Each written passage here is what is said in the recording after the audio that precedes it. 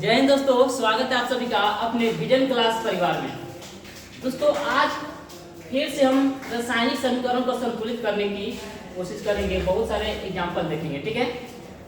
तो ये करेंगे, लेकिन थोड़ा सा आप लोग एक काम कर लीजिए। यदि आप लोग चैनल को सब्सक्राइब नहीं किए हैं तो कर दीजिए। देखिए होता क्या है, इतना मेहनत आप लोग के लिए करते हैं, लेकिन थोड़ा सा एक मिनट के भी नहीं काम है, बस एक सेकंड का काम है, बस इतना करना है। तो चैनल को सब्सक्राइब कर लीजिए और साथ में अपने दोस्तों को शेयर कर लीजिएगा, ठीक है। आज हार देंगे, देखिएगा। सबसे पहले हम करते हैं यहाँ पे क्या, सबसे यहाँ पर जो जटिल अणु है मतलब यौगिक है उसको देखते हैं। तो यहाँ पर ये दोनों दिखाई दे रहा है, तो दोनों में से कोई ले लेते हैं, ठीक है। और यहाँ पर सबसे पहले अब लिख लेते हैं सबका, इधर जो तत्व है इसमें कौन कितना परमाणु है। तो सबसे पहले अभिकारक में देखते हैं, किसमें, अभिकारक में। तो ये सब अभिकारक है। तो हाइड्रोजन यहाँ पे देखते हैं, तो हाइड्रोजन एक यहाँ पे है और हाइड्रोजन यहाँ पे है। तो यहाँ पर हाइड्रोजन जो है ना एक है, यहाँ पर हाइड्रोजन कितने हैं, दो है, ब्रैकेट में है ना। तो हाइड्रोजन कितने हैं, दो है। तो हाइड्रोजन यहाँ पर होगा 3। उसके बाद नाइट्रोजन देखते हैं। तो नाइट्रोजन तो सिर्फ यहीं पर है और कहीं यहाँ पर नहीं, सिर्फ अभिकारक में देख रहे हैं तो इतना में ही देखना है। तो नाइट्रोजन यहाँ पर कितने हैं, 1। तो नाइट्रोजन 1 लिखते हैं। ऑक्सीजन देखिए, तो ऑक्सीजन यहाँ पर 3 गो है और यहाँ पे 2 गो है। तो ऑक्सीजन कितने हो गए, 3 गो और 2 गो 5 गो। उसके बाद कैल्शियम, तो कैल्शियम यहाँ पे देखिए ब्रैकेट के पहले है और यहाँ पर कुछ नहीं तो 1 है, यहाँ पे कुछ नहीं है तो कितने हैं, 1। कैल्शियम 1 है। उत्पाद में देखते हैं तो सबसे पहले हाइड्रोजन देखे हैं, तो यहाँ पर हाइड्रोजन लिखते हैं। तो हाइड्रोजन यहाँ पर देखिए सिर्फ यहीं पर है, तो हाइड्रोजन यहाँ पर कितने हैं, 2 है। उसके बाद नाइट्रोजन लिखे, तो यहाँ नाइट्रोजन लिख लेते हैं। अब नाइट्रोजन देखिए, यहाँ पे नाइट्रोजन कितने हैं, 2, ठीक है। उसके बाद यहाँ पर क्या लिखे हैं, ऑक्सीजन। तो ऑक्सीजन इधर देखिए 3 दूनी 6 और 6 1 कितना, यहाँ पे 7, ठीक है। उसके बाद में है कैल्शियम। तो कैल्शियम यहाँ पर कितने हैं, 1। कैल्शियम देखिए अभिकारक में 1 है, उत्पाद में भी क्या है, 1 है। तो कैल्शियम है संतुलित, दोनों तरफ है समान, और तो कोई संतुलित नहीं है। तो देखिए यहाँ पर हाइड्रोजन 3 है, यहाँ पे हाइड्रोजन है 2। तो हम करते क्या है कि एक तरफ जो है ना, ध्यान समझिएगा, एक तरफ हम लोग सम कर लेते हैं, सम संख्या में कर लेते हैं। तो देखिए हाइड्रोजन यहाँ पर 3 है, यहाँ पर देखिए ऑक्सीजन 2 है। तो हम करते क्या है कि यहाँ पे 2 करने की, यहाँ 2 से गुना करने की कोशिश करते हैं। ध्यान से देखिएगा क्या कर रहे हैं। यहाँ जैसे ही 2 से गुना किए, जैसे ही यहाँ पर 2 से गुना किए तो हाइड्रोजन इधर कितना हो गया, ध्यान से देखिएगा। हाइड्रोजन 3 दूनी 6 और यहाँ पे 2, अब हो गया हाइड्रोजन हो गया 8।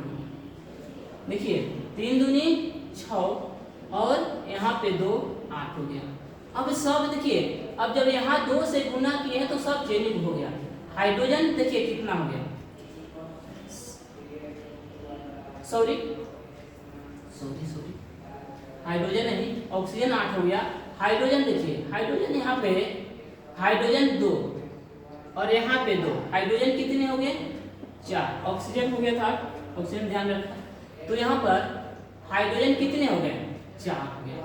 अब नाइट्रोजन है, तो नाइट्रोजन देखिए, नाइट्रोजन अब कितना हो गया, नाइट्रोजन इधर हो गया 2। ऑक्सीजन कितने हो गए, 3 दूनी 6 और 6 2 8, ऑक्सीजन 8। कैल्शियम में तो कुछ नहीं, देखिए कैल्शियम उतना ही उतना ही। अब इधर देखते हैं, इधर तो कुछ किए नहीं है। अब ध्यान से देखिएगा, 2 यहाँ से गुना किए। अब यहाँ पर हाइड्रोजन हो गया 4, इधर भी हाइड्रोजन क्या करते हैं, 4 कर लेते हैं, ठीक है।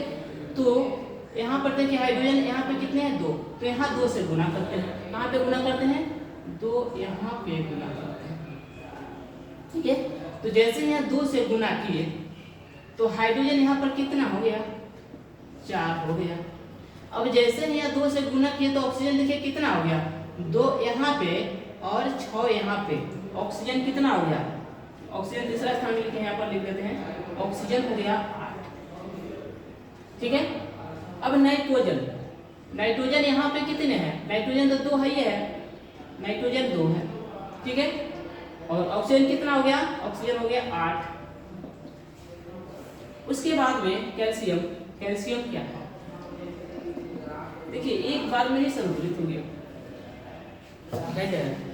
हम क्या किए? सबसे पहले किए कि यहाँ पर हाइड्रोजन जो था ना विषम संख्या में था, तो सोचे क्या कि सम संख्या में कर लेंगे, सम संख्या में ही बराबर होता है, ठीक ना। सम संख्या में ही बराबर कहीं भी देखिएगा तो सम संख्या ही एक रहेगा, एक तो अलग रहेगा, बाकी सभी जगह रहेगा तो सम संख्या ही रहेगा ज्यादातर, ठीक है।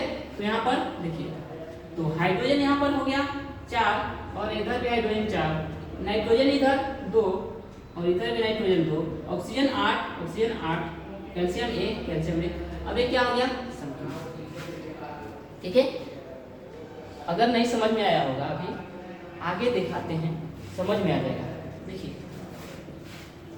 सिर्फ खाली ध्यान से समझने की कोशिश कीजिएगा। इसको मिटाते हैं।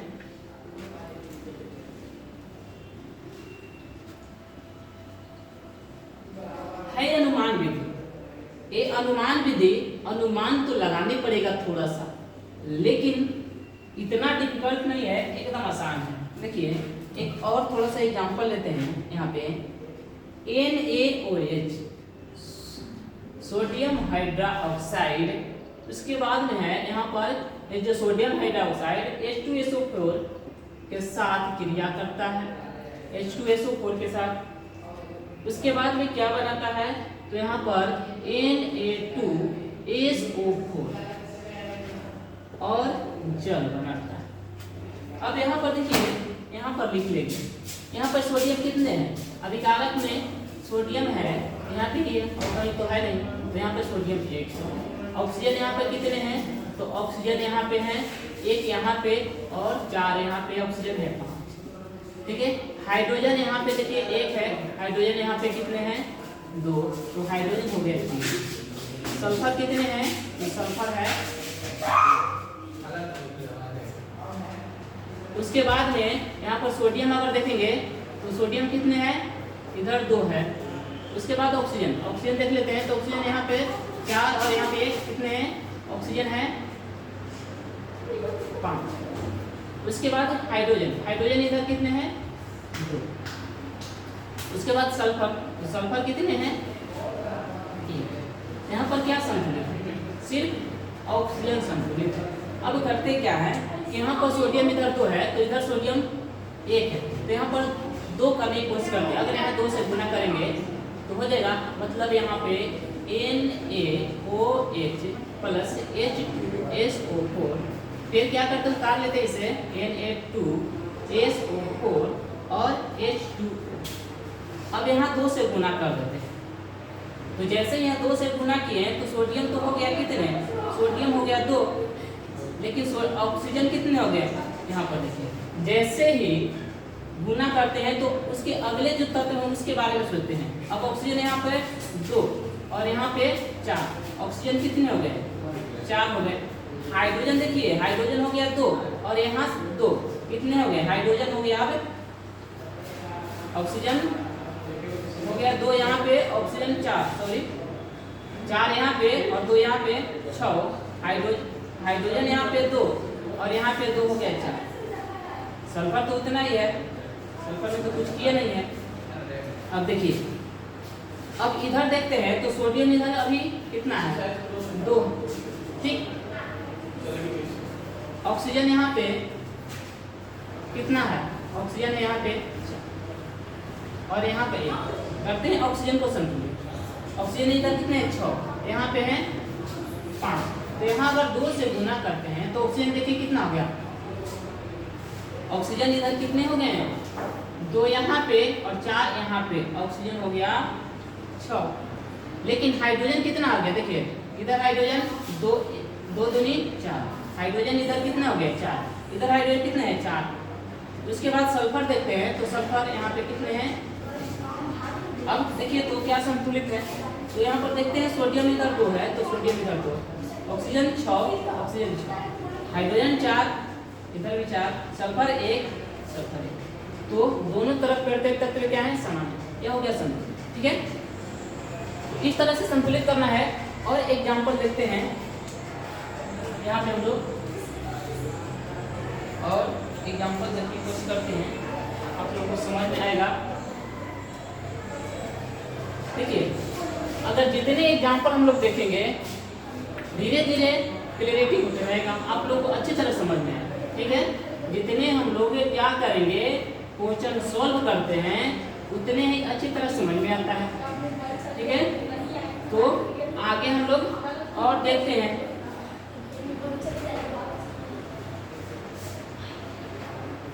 देखिए आगे एक और लेते हैं, यहाँ पे कौन सा, यहाँ पे लेते हैं क्या, Na2SO4, Na2SO4। उसके बाद में है बेरियम BaCl2। ये क्या बनाता है, बेरियम सल्फेट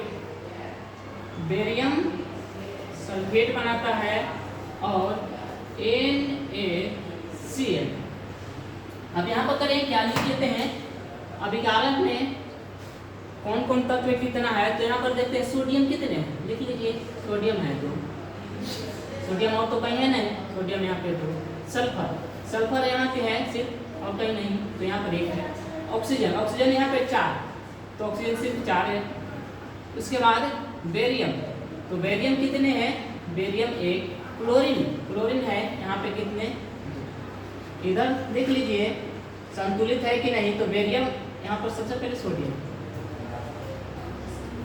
तो सोडियम यहाँ पे देखते हैं, तो सोडियम यहाँ पर कितने हैं, 1। उसके बाद सल्फर लिखे हैं, तो सल्फर देखते हैं, तो सल्फर यहाँ 1 है।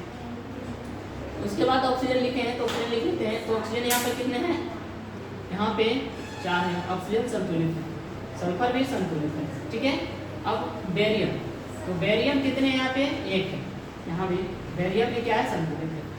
उसके बाद क्लोरीन देखते हैं, तो क्लोरीन यहाँ पे कितने हैं, 1। क्लोरीन संतुलित नहीं है, ये संतुलित नहीं है। अब यहाँ पर इसे उतार लेते हैं, Na2SO4 plus BaCl2 BaSO4 plus NaCl। अब देखिए, अब करते क्या है, यहाँ पर सोडियम संतुलित नहीं है, इधर सोडियम 2 है, इधर सोडियम कितने हैं, 1। तो हम इधर जो है ना अभिकारक वाला उत्पाद वाला में हम यहाँ पे 2 से गुना करते हैं, यहाँ पे क्या करते हैं, 2 से गुना करते हैं। तो सोडियम यहाँ पर देखिए, सोडियम कितने हो गए, यहाँ पे सोडियम हो गया 2, यहाँ पर आप लिख देते हैं 2। सोडियम कितना हो गया, इधर 2। लेकिन क्लोरीन यहाँ पर कितने हो गए, सोडियम पहले 2 हो गया, लेकिन क्लोरीन भी कितना हो गया, 2। तो क्लोरीन भी कर लेते हैं 2। तो देखिए क्लोरीन भी क्या हो गया, संतुलित हो गया। तो क्लोरीन संतुलित हो गया और सोडियम संतुलित हो गया। ठीक है, अब आगे देखते हैं ऑक्सीजन तो संतुलित है। बेरियम भी संतुलित है, एक बार में ही संतुलित हो गया। ठीक है, तो यहाँ तक आप लोगों को समझ में आ गया।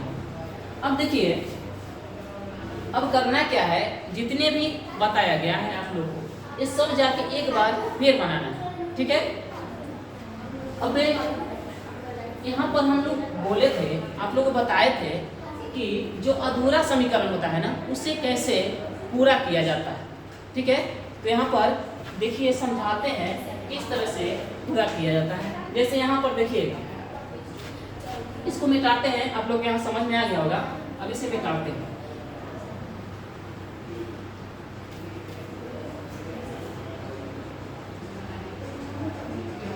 बात करते हैं यहाँ पे, इसको मिटा दें।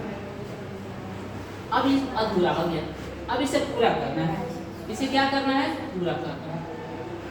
तो ध्यान से समझने की कोशिश कीजिएगा। ये जो है ना, ये सब है आयनिक यौगिक। ये क्या है, आयनिक यौगिक, मतलब ये प्लस और माइनस से बने हुए। ये सब हम लोग अगला जो पढ़ना है कौन सा, कार्बन, उसमें हम लोग सहसंयोजक बारे पढ़ते हैं, लेकिन यहाँ पर सहसंयोजक बंधन नहीं है। यहाँ पर सब जो है ना आयनिक यौगिक प्लस और माइनस से बने हुए।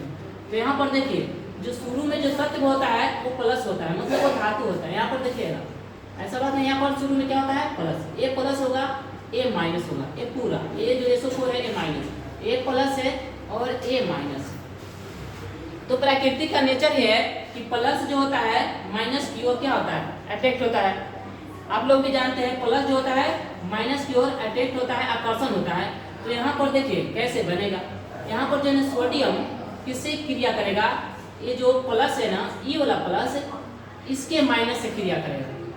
इसका जो इस यौगिक का जो प्लस है इस माइनस से, और इसका जो प्लस है इस माइनस से क्रिया करता है। तो यहाँ पर देखिए, यहाँ पर हम लोग सूत्र कैसे बनाएंगे। तो यहाँ पर देखिए सोडियम, तो यहाँ पर Na है, यहाँ पर 2 नहीं लिखेंगे। सोडियम का संकेत क्या होता है, Na है। उसके बाद ये प्लस ले लिए, इसका माइनस क्लोरीन। यहाँ पर ये जो है ना, ये जो परमाणु की संख्या बताता है वो सब नहीं लेना है, सिर्फ संकेत लेना है। क्या लेना है, सिर्फ संकेत। तो सोडियम का संकेत ये होता है, क्लोरीन का संकेत क्या होता है, क्योंकि इसका प्लस और इसका माइनस वाला से। अब सोडियम की संयोजकता कितना होता है, सोडियम की संयोजकता आप लोगों को थोड़ा सा पता होना चाहिए। तो सोडियम का जो परमाणु संख्या कितना होता है 11, अब ये 2 8 1, इसकी संयोजकता कितना होता है 1, यहाँ पर 1 लिखेंगे। क्लोरीन की संयोजकता कितना होता है, तो क्लोरीन की संयोजकता होता है 1, इसका भी कितना होता है 1, तो यहाँ पर नीचे लिखेंगे 1। अब ये जो बनेगा, ये बनेगा तिरछा तिरछी गुना कर दीजिए, इसमें इसमें और इसमें इसमें, तो यहाँ पे बनेगा NaCl बनेगा। तो यहाँ पर क्या बनेगा, NaCl बनेगा। ठीक है, अब अगला जो है ना क्या बनने वाला देखते हैं। तो इसका तो इस सोडियम और क्लोरीन का काम हो गया। अब यहाँ पर क्या बचा हुआ है, SO4 और Ba। तो यहाँ पर लिखते हैं Ba। हाँ, एक और बात, जब यौगिक बनाते हैं ना तो शुरू में जो होता है ना प्लस लिखते हैं, उसके बाद ये माइनस। जैसे यहाँ पर देखिए NaCl, यहाँ पर Cl Na न लिखेंगे, ठीक है ना। ये लिखना क्या होगा आपका, गलत होगा। तो शुरू में प्लस धनायन लिखते हैं, उसके बाद भी माइनस लिखते हैं, ठीक ना। और यहाँ पर भी इसी तरह इसको समझेंगे, बेरियम लिखे उसके बाद SO4। तो ये हमारा क्या है, हम लोग एक धन मूलक और एक ऋण मूलक होता है। तो SO4 ये क्या है, एक मूलक है, एक यौगिक है। अब इसकी जो संयोजकता टोटल का SO4 इसकी जो संयोजकता होता है ना वो होता है -2। क्या होता है, -2। तो यहाँ पर -2 लिखेंगे नहीं, सिर्फ क्या लिखेंगे 2, ठीक है। और बेरियम की संयोजकता कितना होता है, तो बेरियम की संयोजकता क्या होता है, देखिए बेरियम की संयोजकता होता है, तो यहाँ पर क्या हो जाएगा, बेरियम सल्फेट 2 से 2 क्या हो जाएगा, कैंसिल। तो यहाँ पर BaSO4 बन जाएगा, यही था ना, BaSO। इस तरह से बनेगा। अब देखिए, अब ऐसा ही समीकरण हम लोग कालपूर्ण करने की कोशिश करेंगे, ऐसा बहुत सारे हम लोग देखेंगे। तो यहाँ तक यदि आप लोग को समझ में आया गया होगा तो ठीक है, आगे हम लोग पढ़ेंगे। और यदि वीडियो अच्छी लगी हो तो अपने दोस्तों के शेयर कीजिए, और साथ में यदि आप लोग चैनल को सब्सक्राइब नहीं किए हैं तो चैनल सब्सक्राइब कर लीजिएगा, और साथ में बेल आइकन घंटी को भी दबा दीजिएगा। इतना मेहनत करते हैं आप लोग के लिए, ठीक है। और आप लोग सिर्फ क्या करना है, बेल आइकन घंटी दबा लेना है और सब्सक्राइब कर लेना है, ताकि जितने भी ऐसा वीडियो डाले आप तक पहुँचे। धन्यवाद।